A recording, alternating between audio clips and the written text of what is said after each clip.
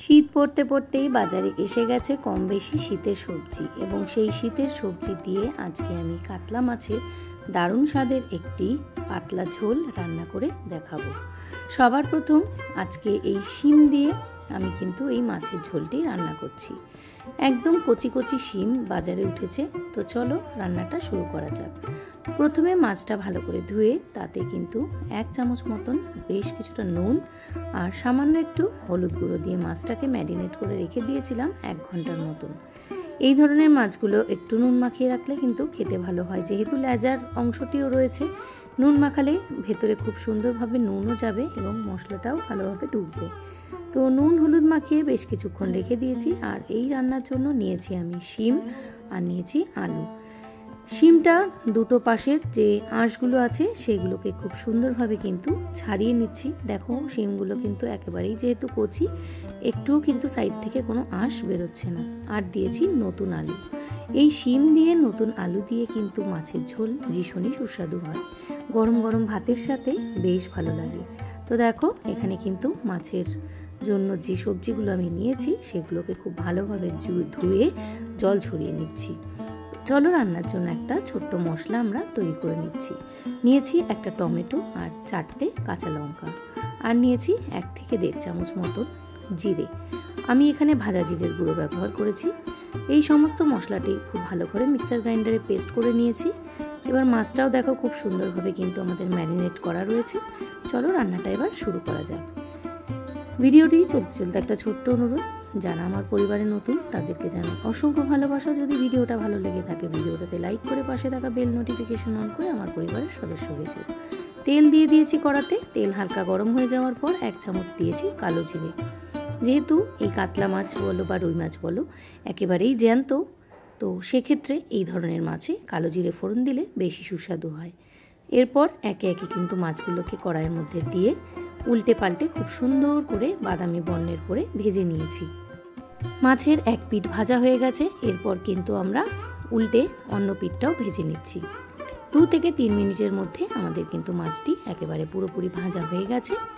এরপর ধীরে ধীরে আমরা কিন্তু মাছের অন্য পিঠটাও লাল করে ভেজে নিয়েছি। তো দেখো এখানে মাছ আমাদের ভাজা কমপ্লিট। তো এই যে জ্যান্ত মাছ সেটা দেখলে কি করে বোঝা যায়? যে মাছগুলো তেলে ছাড়লে খুব সুন্দরভাবে ফুলে ওঠে সেই মাছগুলোর কোয়ালিটি কিন্তু খুব ভালো হয় এবং জ্যান্ত মাছ সবসময় এরকমই হয়। আর দেখো এখানে মাছটা আমি তুলে নিয়েছি। এইরকম একটা কালারের করে ভেজে নিলে সেই মাছটা কিন্তু খেতে ভালো হয়। এরপর আমি আগে থেকে কেটে রাখা আলুগুলোকে দিয়ে 1 মিনিট মতন আগে একটু ভেজে নেব। যেহেতু আলু সেদ্ধ হতে একটু বেশি সময় লাগবে, যেহেতু নতুন আলু সেক্ষেত্রে তো আরও একটু সময় লাগবে। তো এখানে আমি 1 মিনিট মতন কিন্তু আলুটাকে ভেজে নিয়েছি। এরপর আগে থেকে কেটে রাখা শিম সেটাকে দিয়েও কিন্তু আমি ভেজে নিচ্ছি। তেলের মধ্যে আলু আর শিম খুব সুন্দরভাবে নুন দিয়ে ভেজে নেব। নুনটা আমরা কিন্তু এখানে বেশ খানিকটাই ব্যবহার করেছি। গ্রেভিতে কিন্তু আমরা খুব একটা বেশি নুনের আর ব্যবহার করব না। তো এখানে নুন দিয়ে খুব সুন্দরভাবে আলু শিম ভেজে নেওয়ার পর আগে থেকে যে মিক্সার গ্রাইন্ডারে আমি মশলাটা তৈরি করেছিলাম সেই মশলাটাকে দিয়ে দিচ্ছি। মশলাটি দিয়ে এর মধ্যে এখন আমি ব্যবহার করছি 1 চামচ মতন হলুদ গুঁড়ো, 1 চামচ মতন কাশ্মীরি রেড চিলি পাউডার, আর দিয়েছি সামান্য একটু চিনি। নুন আমি এখন দিচ্ছি না। ঝোল দেওয়ার পর আমি কিন্তু এখানে নুনটা দেখব যে আমার কতটা পরিমাণ নুনের ব্যবহার করতে হচ্ছে। সুন্দরভাবে এই মাছটিকে কষিয়ে নিয়ে এখন কিন্তু দেখতেই পাচ্ছ মশলাগুলো খুব সুন্দরভাবে ভাজা হয়ে গেছে। মশলাগুলো সবজির গায়ে খুব সুন্দরভাবে লেগে গিয়েছে এবং গ্রেভির জন্য এখন আমি এখানে ব্যবহার করেছি বেশ কিছুটা ফুটন্ত গরম জল। অবশ্যই যে কোনো মাছের ঝোল বলো বা মাংস বলো তাতে কিন্তু ঝোলের আইটেমে সবসময় একটু গরম জল দিলে সেই রান্নার কিন্তু স্বাদ ভালো হয়। যে যতটা পরিমাণ ঝোল খাবে ততটুকু পরিমাণ ঝোলের পরিমাণ দিয়ে এই আলু আর শিম যখন 50% সেদ্ধ হয়ে যাবে তারপরে কিন্তু এখানে আমি মাছগুলো ব্যবহার করব। তো এখানে আমি সামান্য একটু নুনের ব্যবহার করলাম। সামান্য একটু নুন দরকার হবে বলেই আমি দিলাম।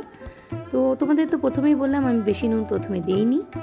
তো এখানে দেখো মাছটা দিয়ে আরও 1 মিনিট মতন ফুটিয়ে, বাজারে এখন যেহেতু প্রচুর ধনেপাতা, এই রকম মাছের ঝোলগুলোতে ধনেপাতা একদম ছড়িয়ে গরম গরম ভাতের সাথে নিয়ে বসে ফেলা যায় যে কোনো একটি শীতের দুপুরে। কেমন লাগলো আমার আজকে এই শীতের সবজি দিয়ে মাছের ঝোল বা কাতলা মাছের পাতলা ঝোল অবশ্যই কমেন্টের মাধ্যমে জানাও। তো চলো সকলে ভালো থেকো, আজকের মতো টাটা।